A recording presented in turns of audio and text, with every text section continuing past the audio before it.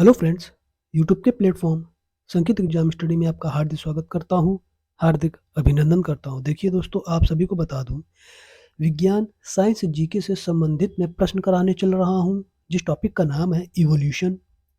उद्विकास से संबंधित प्रश्न होंगे, बेहद महत्वपूर्ण प्रश्न होंगे, जो कि सभी परीक्षाओं के लिए बहुत ही महत्वपूर्ण और उपयोगी होंगे। देखिए, ये सभी प्रश्न सभी प्रीवियस ईयर एग्जाम से लिए गए हैं। देखिए, ये प्रश्न C TET, UP TET, Bihar TET, BPSC, किसी भी स्टेट टेट के लिए बेहद महत्वपूर्ण प्रश्न होंगे। ठीक है दोस्तों, चैनल को लाइक, सब्सक्राइब ज़्यादा से ज़्यादा शेयर कर दीजिए, ताकि हमारे सभी प्यारे भाई और बहन जुड़ सके और उसका लाभ उठा सके। चलिए दोस्तों, प्रश्नों की ओर आगे बढ़ते हैं। हमारा पहला प्रश्न हो जाएगा, लैमार्कवाद का मूल सिद्धांत है। भाई, लैमार्कवाद का मूल सिद्धांत क्या है? आपके सामने ऑप्शन दे रखा है, विभिन्नताएं, उपाधिक लक्षणों की वंशागति, जीवन संघर्ष या नए अंगों का अचानक विकास। तो इसका सही उत्तर हो जाएगा उपाधिक लक्षणों की वंशागति। B is right option. ठीक है दोस्तों, चलिए अगला प्रश्न देखते हैं। समरूप अंग होते हैं रचना में समान, कार्य में समान, रचना में असमान, या फिर रचना व कार्य दोनों में समान। तो देखिए, समरूप अंग कार्य में समान होते हैं, है ना। B is right option. ये समरूप अंग होते क्या है? वे अंग जो कार्य में तो समान होते हैं, मगर उत्पत्ति में भिन्न होते हैं, उन्हें हम समरूप अंग कहते हैं। ठीक है दोस्तों, चलिए अगला प्रश्न देखते हैं। समजात अंग होते हैं रचना में समान, कार्य में समान, रचना में असमान, रचना व कार्य दोनों में समान। देखिए, इस प्रश्न का उत्तर रचना में समान, ए इज राइट ऑप्शन हो जाएगा। बेहद महत्वपूर्ण प्रश्न है। समरूप, समजात अंग दोनों ही महत्वपूर्ण बातें हैं, ध्यान जरूर रखिएगा। देखिए, समजात अंग वे अंग होते हैं, ये रचना में समान होते हैं, परंतु कार्य में भिन्न होते हैं। ठीक है दोस्तों, चलिए अगला प्रश्न देखते हैं। अगला प्रश्न हो जाएगा, नेचुरल सिलेक्शन द्वारा ओरिजिन ऑफ लाइफ पुस्तक किसने लिखी थी? आपके सामने ऑप्शन दे रखे हैं,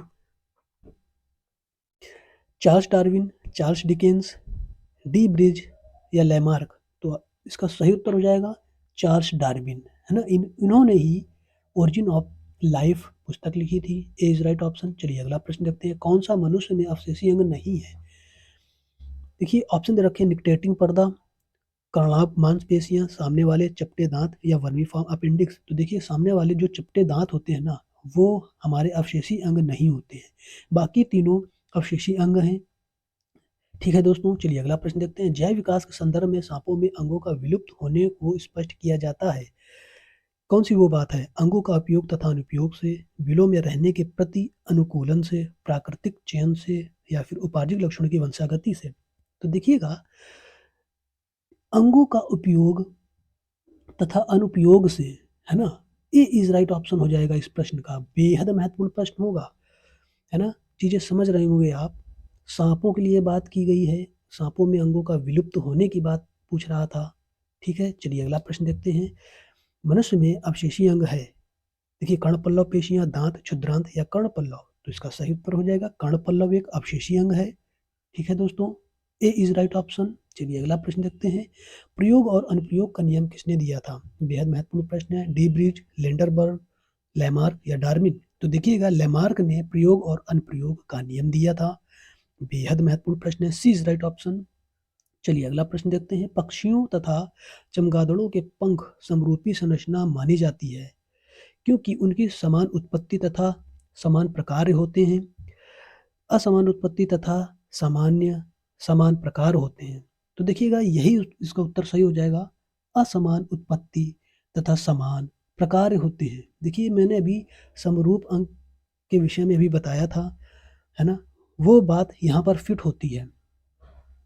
तो बी इज राइट ऑप्शन हो जाएगा। बेहद महत्वपूर्ण प्रश्न है। चलिए अगला प्रश्न देखते हैं। अगला प्रश्न हो जाएगा, कौन सा एक अल्प विकसित अंग है ना। अल्प विकसित कह दें या फिर अवशेषी अंग कह दें, है ना।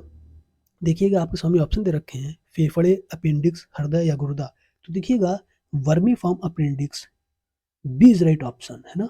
अपेंडिक्स, यही सही उत्तर हो जाएगा। बेहद महत्वपूर्ण प्रश्न है यह भी।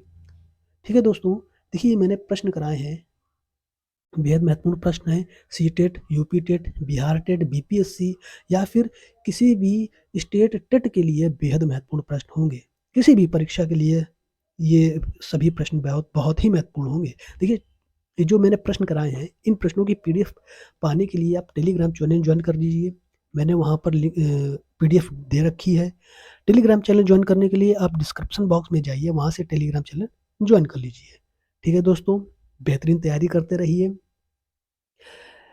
इसी के साथ वीडियो को समाप्त करते हैं। चैनल को लाइक, सब्सक्राइब ज़्यादा से ज़्यादा शेयर करते रहिए ताकि हमारे सभी प्यारे भाई-बहन जुड़ सकें, उसका लाभ उठाएँ। ठीक है दोस्तों, बेहतरीन वीडियो के साथ मिलते हैं। जय हिंद, जय भारत, वंदे मातरम।